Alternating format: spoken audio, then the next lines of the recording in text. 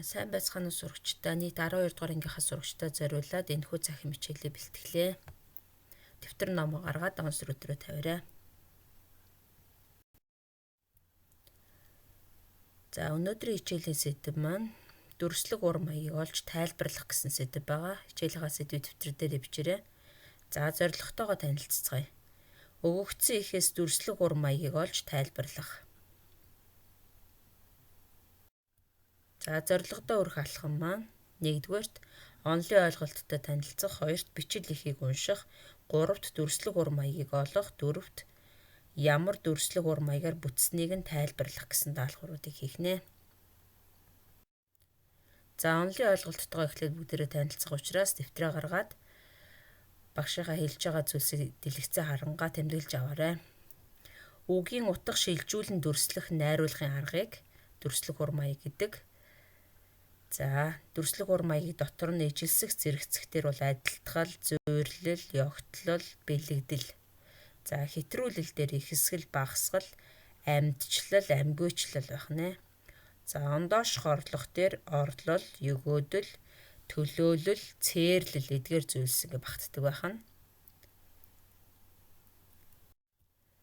За адилтгалын бүгдээ тодорхойлолттой танилцаад жишээг нь бүгдээ тэмдэглэж аваарай. Хэлний нэгжүүдийн утга шилжүүлэх буюу салаа утгаас ихтэй. Юм үзэгдлийн айл нэг шинжийг товойлгон тодруулах зорилгоор түүнтэй төстэй өөр юм үзэгдлийн нэрээр утга шилжүүлж нэрлэх найруулгын ур маяг. За жишээ нь 4 ойрд зарааны үс хөрөөний шүд болж бат дөрвөлжин байнга цуг байна. Жаргал бол зовлонгийн түлхүүрээр онгоодог хаалга гэх мэт жишээг авсан байна. За ёгтлол хийсвэр ухагдах ба санааг адтгалын аргаар тодорхой бит дүрээр үзүүлэх аргыг хэлдэг байна. Бодит амьдралд байх ерөнхий хийсвэр ухагдах үзэгдлийг тодорхой дүрээр тойруу замаар өөр юм үзэгдэлтэй жишиж зүйрлэх найруулгын аргыг ёгтлол гэдэг байна. За жишээ нь хамаргүй ам, хавиргагүй нуруу, 2 чац, хоосон арьс гэдэг маань майхныг хэлж байгаа. За үг илүүгийн эрүү угархай. За энэ 2 жишээг тэмдэглэж аваарай. За зүйрлэл. Хэлний нэгжүүдийн утга шилжүүлэх, харьцуулах аргыг хэлдэг байна. За юм үзэгдлийн айл нэг шинжийг ялгаруулан улам дүрслэг болгох зорилгоор өөр төстэй юм үзэгдэлтэй зэрэгцүүлэн тавьж дүрслэх ур маяг байх нэ. За жишээ нь өнгөч нь 3, хаврын тоорын цэцэг адил, үнэрч нь 9, намрын сүмэн өвс адил, арслан мэт архираад, зурам мэт зүхтах. За бэлэгдлийн хувьд бол тухайн нэг юмыг айл нэг шинжээр нь өөр нэг юмтай адилтхан зөгнөн дүрслэхийг хэлнэ гэсэн тодорхойлт байна. За юм үзэгдлийн сайн сайхан эсвэл муу муухай зүйлийг тодорхой дүрээр тойруу замаар ижил төстэй шинжээр харьцуулан бэлэгдэж бичхийг хэлнэ гэсэн тодорхойлт байна. За жишээ нь хаа нэгтээс будангийн үнэр ханхлан хуучин шаргал өнгийг нь дарах гэж хурц улаанаар будсан байх гэж бодогдоход үзээч үгүй шаргал өнгө дурсамж болно гэсэн жишээг авсан байна. За ихсгэлийн тодорхойлттой бүгдээрээ танилцъя. Бодит ертөнцийн юм үзэгдлийг уран сайхны аргаар хэтрүүлэн дүрслэх ур маягийг хэлдэг байна.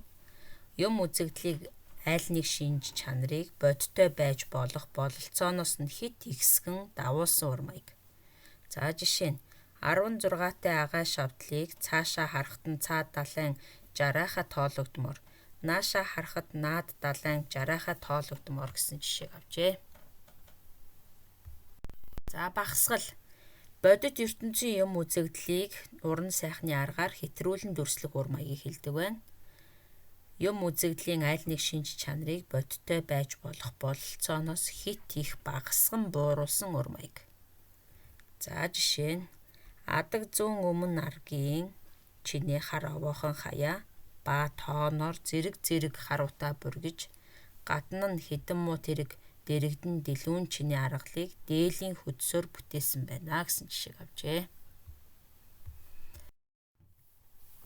За бичил эхийг бүгдээрээ унших даалгаврыг гүйцэтгэе. За 1-р хэсгээс галун хүзүү гаансаа гаргаад гашуун хөх дүнсээ нэрээд баруун та шанаанаасаа тормон тэмээний чинээ тов руу тайхан үхэр хар хитвчээ гаргаад гунан үхрийн чинээ цахиур дээр гунан хоньны чинээ уул тавиад яаралгүй нэг захиад гэсэн хэсгийг авсан байна. За 2 дахь нь аягын чинээ шарт тосонд амтан бүхэн шимтэн.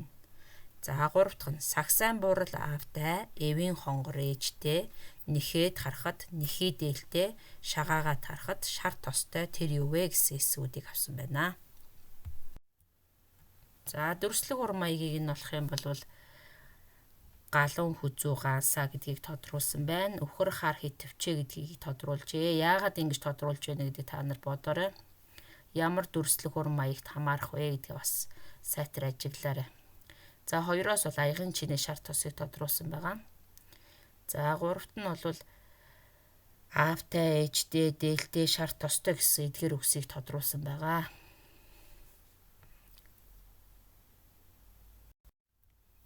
За бүгдээрээ дүрслэг ур маягаа тайлбарлах ёстой. За энэ хэсэг бол хаан Чингэл Баатрын туйлаас хэсэглэн авсан зүйл байгаа. За галун хүзүү гаансаа гэдэг нь болохоор гаанс бол махир томыг галууны хүзүүтэй ихсгэн адилтгсан байна. За тормон тэмээний чинээ тов руу тайхан гэдэг нь бол үхэр хар хитвчээ гаргаад гэхэд нь үхэр хар хитвч ихсгэн адилтгсан. Хитвчний тов руу нь тормон тэмээний чинээ ихсгэн бас зөөрилсөн. Гунан үхрийн чинээ цахиур дээр ихсгэн зөөрилсөн. Гунан хоньны чинээ уул тавиад гэдэг нь болохоор багасхан зөөрилсөн байх нэ. За бүгд энэ тайлбарыг бол бичиж тэмдэглэж авна. За дараагийн хэсгээс бол аягын чинээ шарт тосонд амтан бүхэн шимтэн гэсэн нь бол нар гэхэд аягын чинээ шиг гэдэг нь бол аягын чинээ дугараг гэсэн зөвөрлөл орсон ба нарыг шарт тостой адилтгажээ. Учир нь шар наран, нарны шаргал туяаг сүүн цагаан эдэнээс шарлуулж гаргасан шар тостой өнгөөр нь адилтгсан. Мөн дэлхий ба бусад гаригууд тойрон эргэх гэрэлт томоодыг аягтай адилтхан багсгажээ. Аягын чинээ шар тосны төлөө амтан бүхэн зүтгэн гэгч нь шар тосонд идэх уухтаа шунан ховдоглох гэсэн ёгт тал дутах санаа нуугдаж буйтвал ёгтлох ур маяг буй гэж тайлбарласан байна. За сагсаан буурал аавтай эвийн хонгор ээжтэй нэхэд харахад нэхий дээлтэй шагаагаа тарахад шарт тостой тэр юу вэ гэсэн онцгон дээр бол боргоцойг аавтай боргоцойны хумсыг нь ээжтэй хайлсыг нь нэхий дээлтэй эдэг шарт тостой тус тус адилтгсан байна. За бидаач их даалгавартайгаа танилцъя. За 1-р сурагч бүр дүрслэх ур маягуудаа сонгон онлын ойлголтыг олж тэмдэглэх. За бидаан хийж гүйцэтгэх даалгаврын 2-р хэсэг. Дараах өгүүлбэрүүдийг уншаад дүрслэх ур маягийг олж тайлбарлах. За 1-р өгүүлбэр. Алсын салхинд хөөгдсөн үүлний алжаасан биенээс хөлс туслаад урд та ийм байсан гэж даа хүрийг харуул бол Улаанбаатар хот маань илгээ хөштөл хөхрөх байх даа гэсэн хэсэг байна. За 2 дахь өгүүлбэр 15 таа хүүн аав ээжтэй дэнлүүдээ. 3 дахь өгүүлбэр өндрөөс мөндөр буух тэмээний хорголыг хэлдэг байх нь. За 4 ургаагүй дэрсний үзүүрээс төрөөгүй бүжин барих. Нар сарыг гертэ мандуулаад навч цэцгийг хотондоо дэлгэрүүлээд явган нүүч нүцгэн жаргаарай гэсэн өгүүлбэрүүдийг авсан байна. За дараагийн өгүүлбэр маань 4 өлөн ам дагуулсан хүнд амтан. Хөл ихтэй газар хорвоо гэдэг 2 өнгө хар цагаан хослно. Хотол гэдэг хос амраг зовлон жаргал хослно гэсэн хэсэг байна. За дараагийн өгүүлбэр нь газар доор базар ирэх буюу могоо хэлж байгаа. За лусын амтан, урт амтан гэж нэрлэдэг. За эдгээр өгүүлбэрүүдээ уншаад дүрслэх ур маягийг олж тайлбарлана шүү. За хичээлдээ идэвхтэй оролцсон сурагчдаа баярлалаа. Даалгавраа та бүхэн 2021 оны 1 сарын 29-ний 11 цагаас багшгаа оруулсан постн дор коммент байдлаар илгээгээрэй.